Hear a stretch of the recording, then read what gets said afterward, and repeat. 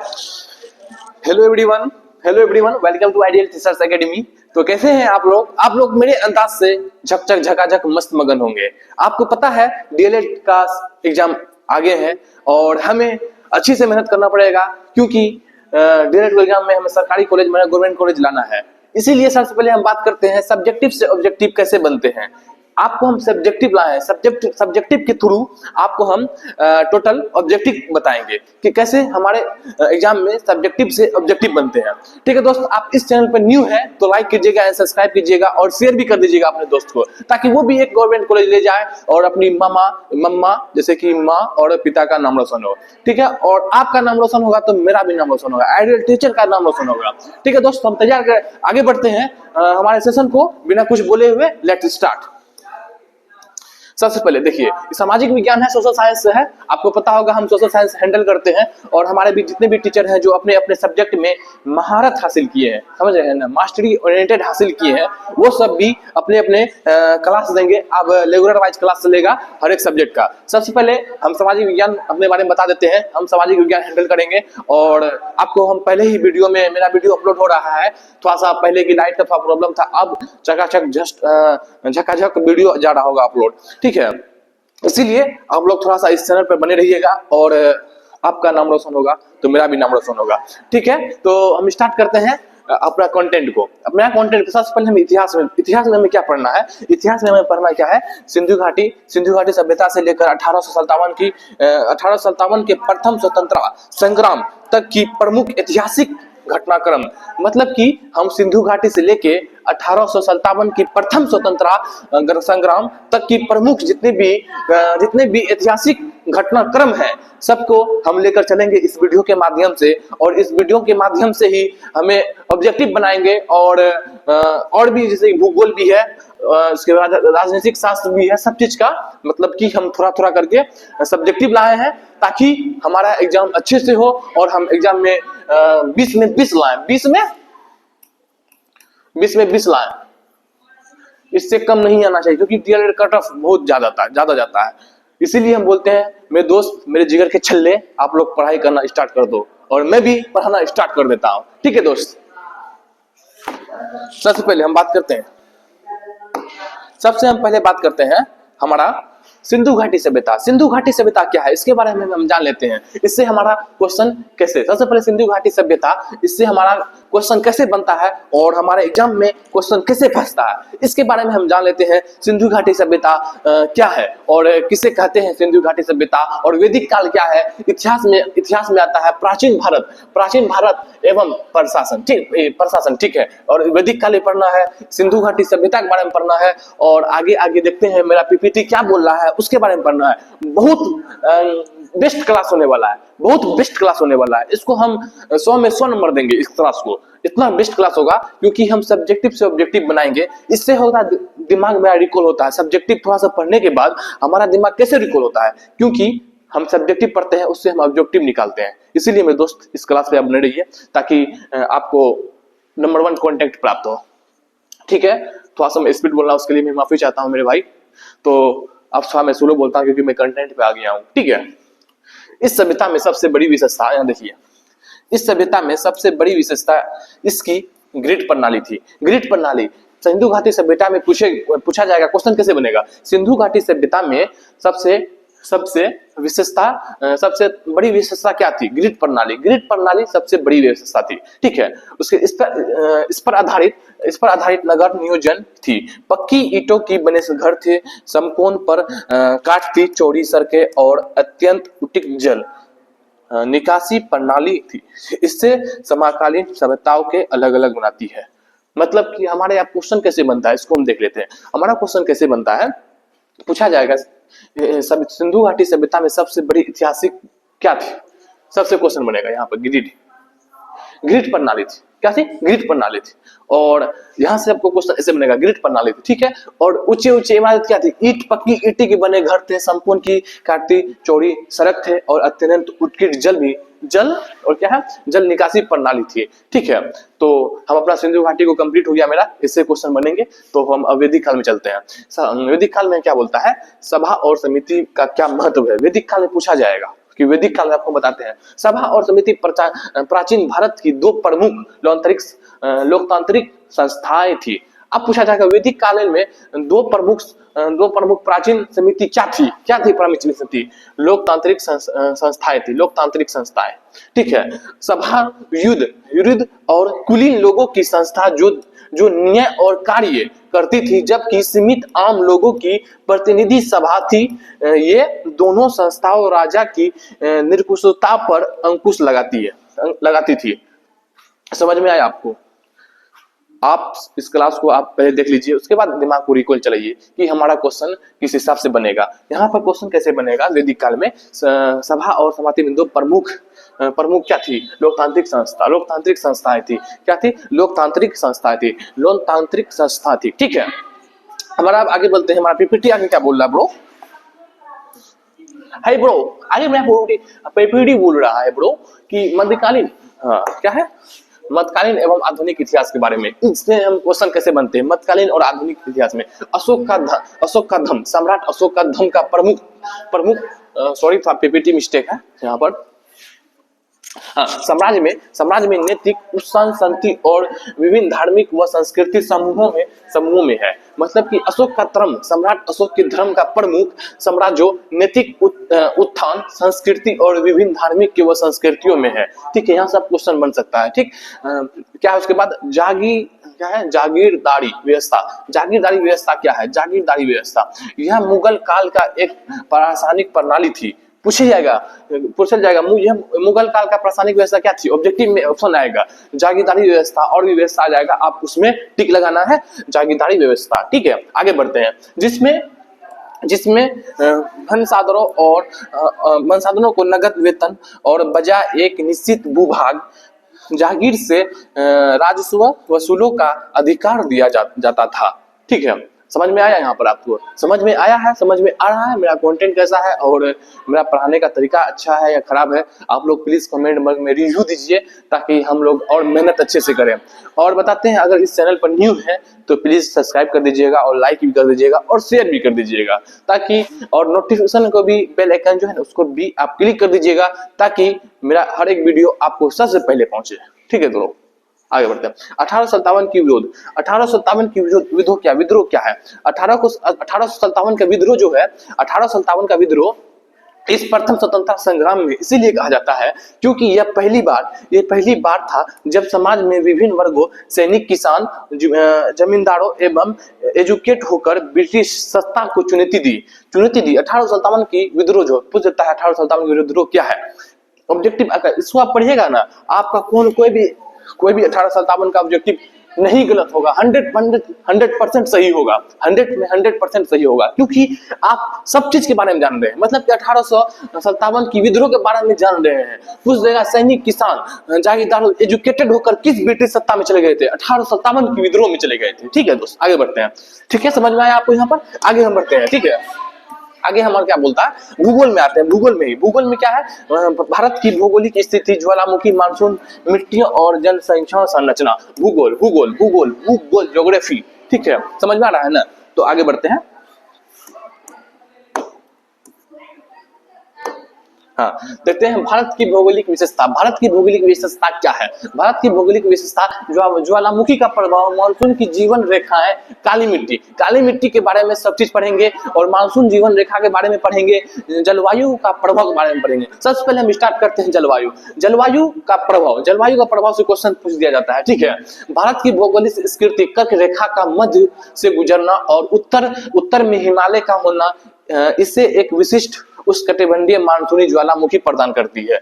आप देखिए, मैं आपको ज्वालामुखी को एक्सप्रेशन कर रहा हूं, ज्वालामुखी क्या है। ठीक है, आपके बीच इसके अंदर कोई भी प्रश्न आएगा ऑब्जेक्टिव के माध्यम से, आपका दिमाग तुरंत काम करेगा, भाई ये क्वेश्चन सही होगा, इसमें टिक मारो। ठीक है, सबसे पहले क्या बोलते हैं? ज्वालामुखी का प्रभाव फिर से एक बार हम रिपीट कर देते हैं। भारत की भौगोलिक स्थिति कर्क रेखा का मध्य से गुजरना और उत्तर में हिमालय का होना इससे एक विशिष्ट उष्णकटिबंधीय मानसून ज्वालामुखी प्रदान करती है। क्या करती है? ज्वालामुखी प्रदान करती है। ठीक, उसके बाद दूसरा हम क्या बोलते हैं? मानसून जीवन रेखा। मानसून जीवन रेखा क्या होता है? मानसून भारत की जीवन रेखा रेखा है, क्योंकि भारत की आधी से अधिक कृषि सिंचाई लिए सीधी सितारों मानसूनी की वर्षा में ही निर्भर करती है। मानसून भारत की वह जीवन रेखा है। मानसून देखिए क्या है हमारा मानसून जीवन रेखा, ठीक है। मानसून जीवन रेखा, मानसून जीवन रेखा, मानसून जीवन रेखा किसे कहते हैं और क्या है, इससे हम क्वेश्चन कैसे बनाएंगे वो भी हम देख लेते हैं, ठीक है। मानसून भारत की जीवन रेखा, क्योंकि भारत की आधी से अधिक कृषि सिंचाई के लिए सीधी तौर पर मानसूनी वर्षा पर निर्भर करती है। आप देखिए मानसून वर्षा जो होगा ना, इसीलिए हमारे मानसून भारत की जीवन रेखा जो है, क्योंकि भारत आधी से अधिक कृषि जो होता है वो है ना वर्षा पे डिपेंड होता है। वर्षा जैसे बारिश होगा इस पे बहुत आदमी डिपेंड होते हैं, ठीक है। हम आगे बढ़ते हैं। काली मिट्टी। काली मिट्टी क्या है? यह लावा चट्टानों से बनी और नमी धारण करने में, सॉरी यहाँ थोड़ा पीपीटी मिस्टेक हो गया है, प्रिंटिंग कंप्यूटर ऑपरेटर से करेंगे थोड़ा प्रिंटर, क्योंकि न्यू है कंप्यूटर ऑपरेटर, थोड़ा सा मिस्टेक हो जा रहा है, उसके लिए मैं दिल से माफी चाहता हूँ, ठीक है। यह प्रमुख रूप से कपास के खेत में पाया जाता है। देखिए आपका ऑप्शन कैसे आएगा? काली मिट्टी का यूज जो होता है वो कौन सा फसल में आता है? वो फसल होता है कपास का फसल। कपास का फसल में काली मिट्टी का यूज होता है, मतलब कि जहां पर हमारा काली मिट्टी होगा वहां कपास की खेती होगी। हमारा पीवाईक्यू सेशन में पूछा गया था क्वेश्चन कि कपास की खेती कौन सी मिट्टी के लिए उम्मीदवार है? उम्मीदवार है हमारे काली मिट्टी के लिए कपास की खेती उम्मीदवार है, ठीक है। समझ में आ रहा है ना? आगे बढ़ते हैं। आगे हमारे क्या बोलते हैं? हिमालय एवं जनसंख्या, इसके बारे में पढ़ते हैं। थोड़ा सा फिगर भी है, देख लीजिए, आपको इंटरेस्टिंग लग रहा होगा फिगर, तो इसके बारे में हम पढ़ते हैं। हिमालय पर्वत का महत्व क्या है? सबसे पहले इसमें पढ़ते हैं हिमालय पर्वत का महत्व भारत के लिए इसका क्या महत्व है। हिमालय पर्वत का महत्व के बारे में जानेंगे, इसका बारे में हम महत्व जानेंगे तब ना ब्रो। चलो ब्रो, मेरा क्या बोलता है बेटी? हिमालय तक की प्राकृतिक पहाड़ी का कार्य करता है। यह साइबेरिया की ठंडी हवाओं को रोकता है, मानसूनी हवाओं को रोककर वर्षा करता है, और भारत की प्रमुख बारहमासी नदियों गंगा, सिंधु, ब्रह्मपुत्र का प्रमुख स्रोत है। क्या है? प्रमुख स्रोत है। देखिए क्वेश्चन कैसे बनेगा। देखिए यहाँ क्या है? हिमालय का प्राकृतिक पहाड़ी का कार्य करता है। यह साइबेरिया की ठंडी हवाओं को रोकता है, ठीक है। क्योंकि एक क्या बोलता है हिमालय पर्वत का मतलब हवाओं को रोकता है, ठीक है। ये मानसूनी हवाओं को रोककर वर्षा कराता है। हवाओं को जब रोकेगा वो वर्षा कराएगा। क्या कराएगा? वर्षा कराएगा, ठीक। और भारत में यह प्रमुख ब्रह्मपुत्र नदियों गंगा, सिंधु, ब्रह्मपुत्र का प्रमुख स्रोत है। मतलब कि देखिए प्रमुख स्रोत है, समझ में आ रहा है ना? प्रमुख स्रोत है, हवाओं को रोककर वर्षा कराता है। मेन यहाँ पॉइंट क्या निकल के आता है कि हिमालय पर्वत किसको रोककर वर्षा कराता है? हवाओं को रोककर। ऑब्जेक्टिव बन सकता है, हवाओं को रोककर हिमालय पर्वत वर्षा कराता है, ठीक है। 5 नंबर में चलते हैं। जनसंख्या का विवरण का कारक क्या है? जनसंख्या का विवरण का कारक प्रभावित करने के वाले प्रमुख कारक कौन से हैं?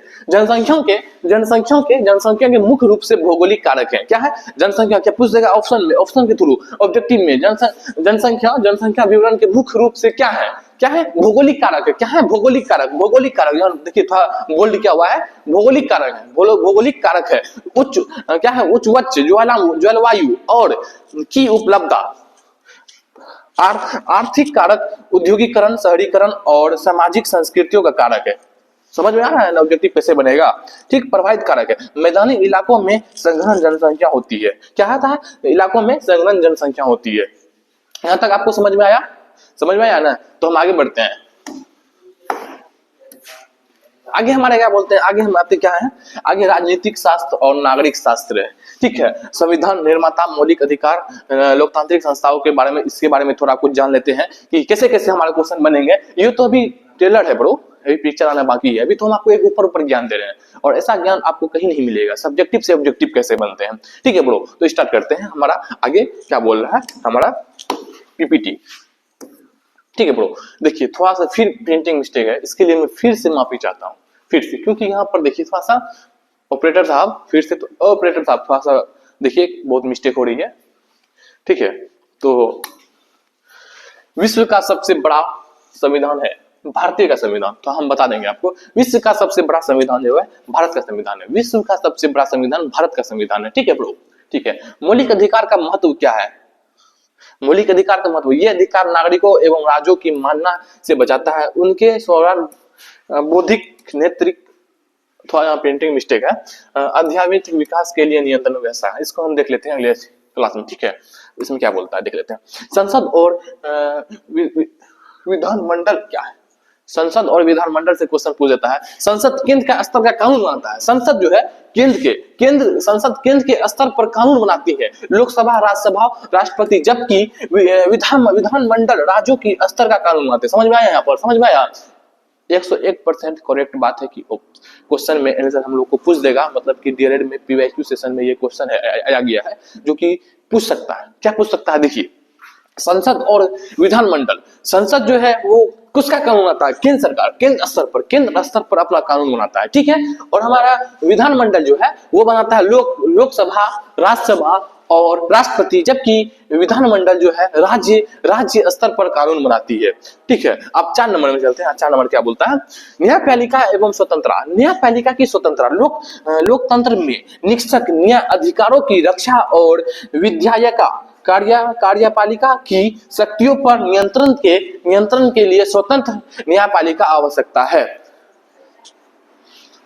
5 नंबर में क्या बोलता है? संघीय व्यवस्था। संघीय व्यवस्था क्या है? ठीक, यह वो व्यवस्था है जहां सत्ता का विभाजन केंद्र सरकार और विभाजन राज्य सरकारों के बीच संविधान द्वारा स्पष्ट रूप से किया जाता है। क्या किया जाता है? स्पष्ट रूप से किया जाता है। संघीय, यह वह व्यवस्था है जहां सत्ता एवं विभाजन केंद्र सरकारों के विभिन्न राज्यों के सरकारों के बीच संविधान द्वारा स्पष्ट रूप से किया जाता है, ठीक है। समझ में आया? थोड़ा प्रिंटिंग मिस्टेक है, इसके लिए मैं माफी चाहता हूं।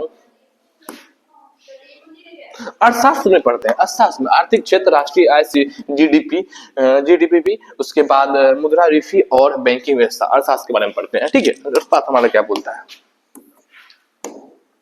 अर्थशास्त्र के प्रमुख आयाम, अर्थशास्त्र का अर्थव्यवस्था के प्रमुख आयाम। अर्थव्यवस्था का क्षेत्र क्या है? प्राथमिक कृषि क्षेत्र है, यहाँ पर थोड़ा सा मिस्टेक है। कृषि, खनन, विधायिक क्षेत्र का क्या है? विगमन, उद्योग व्यवस्था है, थोड़ा सा मिस्टेक हो गई है यहाँ पर। हाँ, अर्थशास्त्र क्षेत्र का कृषि और खनन द्वितीय क्षेत्र में विनिर्माण उद्योग का व्यवस्था है, ठीक है। उसके बाद सकल घरेलू उत्पाद, जीडीपी का फुल फॉर्म पूछ दिया जाता है हमारे डीएलएड एग्जाम में, बिहार डीएलएड एग्जाम में। जीडीपी का फुल फॉर्म क्या है? जीडीपी का फुल फॉर्म क्या होता है? सकल घरेलू उत्पाद, ग्रोस डोमेस्टिक प्रोडक्ट पूछा जाता है, ठीक है। ग्रोस डोमेस्टिक प्रोडक्ट पूछा जाता है, सकल घरेलू उत्पाद। जीडीपी देश की सीमाओं के भीतर एक वर्ष जैसे बैंकिंग, सॉरी यहाँ नहीं पढ़ पा रहे हैं, इसमें थोड़ा सा मिस्टेक है ना, जैसे बैंकिंग, परिवहन मिलाकर मुद्रास्फीति का कार्य करता है, ठीक है ब्रो। क्या करता? कार्य करता है। वस्तुतः वह सेवाओं की कुल मूल्य आय, यह देश की आर्थिक वृद्धि पर प्रारंभिक बढ़ता होते हैं, ठीक है। सकल घरेलू उत्पाद, सबसे पहले यहाँ पे क्वेश्चन पूछा जाता है जीडीपी का फुल फॉर्म, और इससे आगे नहीं आएगा। जीडीपी का सकल घरेलू उत्पाद होता है, ग्रोस डोमेस्टिक प्रोडक्ट होता है, ठीक है। तो उसके बाद हम आगे बढ़ते हैं। 3 नंबर हमारा क्या बोलता है? मुद्रास्फीति का सामान्य अर्थ महंगाई है। महंगाई मतलब कि सामान्य मुद्रास्फीति महंगाई है, मतलब कि कोई भी सामान, जैसे कि हम लोग ऑयल खाते हैं, धारा तेल ऑयल, उसकी महंगाई कैसे जा रही है उसके बारे में हमें मुद्रास्फीति के अंदर आते हैं, मतलब कि इंक्रीजेस मनी मुद्रास्फीति कहलाती है, और जिससे आम जनता के जीवन में थोड़ा सा भागीदारी कमजोर हो जाती है मुद्रास्फीति के बारे में। जैसे आम जनता, जैसे हम लोग थोड़ा सा आम जनता में आते हैं, हम लोग को महंगाई बहुत ज्यादा है हम लोग की तरफ, इसीलिए हम लोग को थोड़ा सा मेहनत करना पड़ेगा, डीएलएड एग्जाम पास करना पड़ेगा, ताकि हम अपना फ्यूचर को अच्छा बना पाए, ठीक है ब्रो। तो हम आगे बढ़ते हैं। आगे क्या बोलता है? आगे हमारा बोलता है बेरोजगारी का प्रमुख कारण क्या है? बेरोजगारी, रोजगार एवं बैंकिंग व्यवस्था, इसके बारे में थोड़ा पढ़ लेते हैं। ये क्या है? इंडियन बैंक है। क्या है? इंडियन बैंक है। इंडियन बैंक से हम एक रोजगार और बैंकिंग व्यवस्था के बारे में एक 2-3 को ऊपर ज्ञान ले लेते हैं। बेरोजगार के प्रमुख कारण भारत के बेरोजगार के प्रमुख कारण जनसंख्या एवं तीव्र वृद्धि, धीमी आर्थिक विकास दर। क्या है? धीमी आर्थिक विकास दर, दोषपूर्ण शिक्षा प्रणाली, व्यवहारिक तकनीकी शिक्षा के अभाव और कुटीर उद्योगों का पतन है। क्या है? पतन है। बेरोजगारी का प्रमुख कारण पूछ देगा ऑब्जेक्टिव डीएलएड एग्जाम में, पूछ देगा बेरोजगारी का प्रमुख कारण क्या है? वो कारण है तीव्र वृद्धि, धीमी आर्थिक विकास दर, दूरपोषण शिक्षा, व्यवहार, तकनीकी शिक्षा के अभाव के कुटीर उद्योगों का पतन है। ठीक है ब्रो। उसके बाद हमारे 5 नंबर में क्या बोलता है, बैंक की भूमिका क्या है। बैंक की भूमिका, बैंक की जनता एवं बचत सुरक्षित रूप से एकत्रित कारकों है और यह उत्पादकों कार्यों को कृषि उद्योग व्यवहार के लिए ऋण के रूप में उपलब्ध कराते हैं। ठीक है। उसके बाद जिससे पूंजी का निर्माण एवं विकास स्रोत है। देखिए बैंकिंग का स्रोत क्या है, क्या है बैंकिंग की भूमिका। बैंक जनता के बचत से सुरक्षित रूप से एकत्रित करता है। क्या करता है, यहाँ क्वेश्चन बन सकता है डीएलएड एग्जाम में कि बैंक जनता की बचत सुरक्षित रूप से एकत्रित करता है जो कि उत्पादक कारकों को कृषि उद्योग व्यापार के लिए एक क्षण रूप में उपलब्ध कराते हैं, जिससे पूंजी का विकास होता है, पूंजी का निर्माण होता है। ठीक है। बैंक का ये कारण है। बैंक हमारा काम क्या करता है, हम उसमें पैसा रखते हैं, थोड़ा पूंजी लगा के कोई काम कर पाते हैं। ठीक है। वही बैंक का कारण, भूमिका बता रहा है। इससे भी क्वेश्चन पूछ सकता है। ठीक है। आप लोग इसको देख लीजिएगा ना सब्जेक्टिव को, आप लोग को क्वेश्चन कैसे बनेगा वो आपका अंदाजा, क्वेश्चन देख के आप फटाफट टिक मार दीजिएगा। ठीक है। साम्राज्य क्या है, समाज शास्त्र और सामान्य अध्ययन। ठीक है। थोड़ा सा देख लेते हैं इसमें क्या हमारा पीपीटी बोल रहा है। क्या सामाजिक असमानता। ठीक है। असमानता, सामाजिक असमानता है। देखिए फर्स्ट नंबर में सामाजिक असमानता, संसाधनों, अवसरों और अधिकारों का समाज के विभिन्न वर्गों के बीच असमान विवरण आसमान कहलाता है। क्या कहलाता है, आसमान समानता, सामाजिक आसमान कहलाता है। क्या कहलाता है, संसाधनों, अवसरों को अधिकारों का समाज के विभिन्न वर्गों के बीच असमान विवरण असमानता कहलाता है। ठीक है। 2 नंबर में क्या बोलता है, शिक्षा का प्रतिशत, शिक्षा और परिवर्तन। शिक्षा और परिवर्तन क्या है, ठीक है देखते हैं। शिक्षा में परिवर्तन क्या है और परिवर्तन, शिक्षा रूढ़िवादी सोच को तोड़कर, रूढ़िवादी सोच जैसे कि मेल और फीमेल में रूढ़िवादी होता है, जैसे कि वो लड़का है ये लड़की है, ये रूढ़िवादी कहलाता है। मतलब कि पक्षपात, जेंडर वाइज ये सब भी होता है। शिक्षा और परिवर्तन, शिक्षा रूढ़िवादी सोच को तोड़कर वैज्ञानिक दृष्टिकोण विकसित कर समाज में सकारात्मक और प्रगतिशील बदलाव लगाती है। ठीक है। और जनसंख्या वृद्धि, जनसंख्या वृद्धि क्या होता है इसके बारे में हम देख लेते हैं। जनसंख्या वृद्धि क्या बोलता है, लाभ विशाल श्रम शक्ति और बढ़ावा, बाजार हानि, संसाधनों पर अत्यधिक दबाव, गरीबी और बेरोजगारी। समझ में आया, यहाँ पर समझ में आया ना। मेरा कंटेंट कैसा आ रहा है, अच्छा आ रहा है ना। अच्छा आ रहा है तो प्लीज लाइक करें, सब्सक्राइब करें, ऐसे और भी करें ताकि हमारा कंटेंट आपके पास जल्दी पहुंचे। सॉरी जनसंख्या का, श्रम शक्ति का बढ़ावा, बाजार हानि और संसाधनों का अधिक दबाव की गरीबी और बेरोजगारी है। ठीक है। और शहरीकरण के बारे में देते हैं। शहरीकरण क्या बोलता है, कारण रोजगार, बेहतर व्यवस्था और शिक्षा का प्रभाव, महान बढ़ती और विकास, प्रदूषण के आवास की बड़ी समस्या। देखिए क्या शहरीकरण में बहुत सी मतलब कि फैक्ट्री रहते हैं और भी बहुत चीज रहते हैं, इसीलिए वहां पर प्रदूषण का अभाव रहता है और बेरोजगार, रोजगार, स्वस्थ और शिक्षा प्रभाव, मानव व्यवस्था का विकास होता है, लेकिन परंतु प्रदूषण का आवाज बहुत ही ज्यादा होता है क्योंकि बहुत गाड़ी चलते हैं, मोटर बाइक चलते हैं और भी गाड़ी चलते हैं। ठीक है। 5 नंबर में चलते हैं। 5 नंबर सतत विकास। सतत विकास क्या है, सतत विकास डेवलपमेंट, एस्टिमेटेड डेवलपमेंट। ठीक है।